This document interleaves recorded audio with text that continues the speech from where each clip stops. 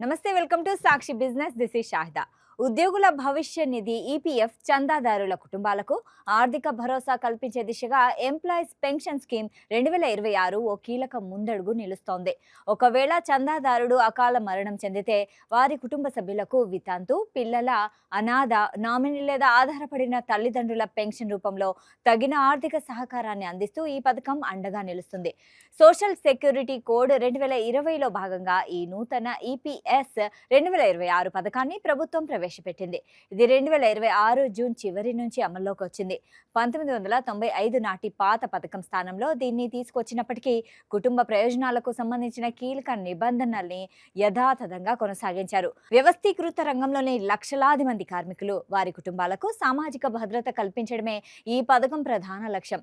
కుటుంబానికి అందే 5 రకాల ప్రయోజనాల గురించి చూస్తే, అర్హులైన ఈపీఎస్ సభ్యుడు మరణించిన సందర్భంలో వారి జీవిత భాగస్వామికి జీవితాంతం లేదా వారు పునర్వివాహం చేసుకునే వరకు నెలవారీ పెన్షన్ లభిస్తుంది.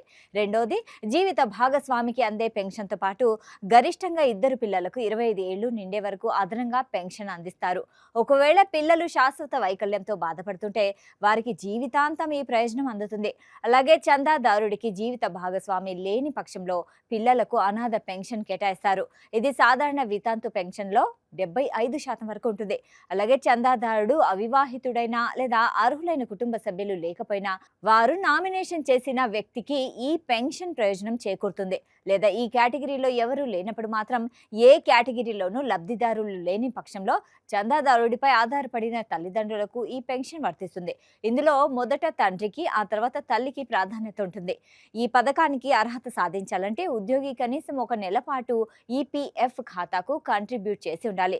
నూతన నిబంధనల ప్రకారం క్లెయిమ్ ప్రక్రియను వేగవంతం చేస్తూ ప్రక్రియలో జవాబుదారీతనం పెంచడంపై ప్రభుత్వం ప్రత్యేక దృష్టి సారించింది. సాక్షి టీవీ ప్రసారాలను నిలిపివేయటం చట్టరీత్యా నేరం. సాక్షి టీవీ ప్రసారాల కోసం మీ స్థానిక కేబుల్ ఆపరేటర్ను వెంటనే సంప్రదించండి. డిటిహెచ్లో, ఇంటర్నెట్లో కూడా సాక్షి టీవీ ప్రసారాలను వీక్షించవచ్చు.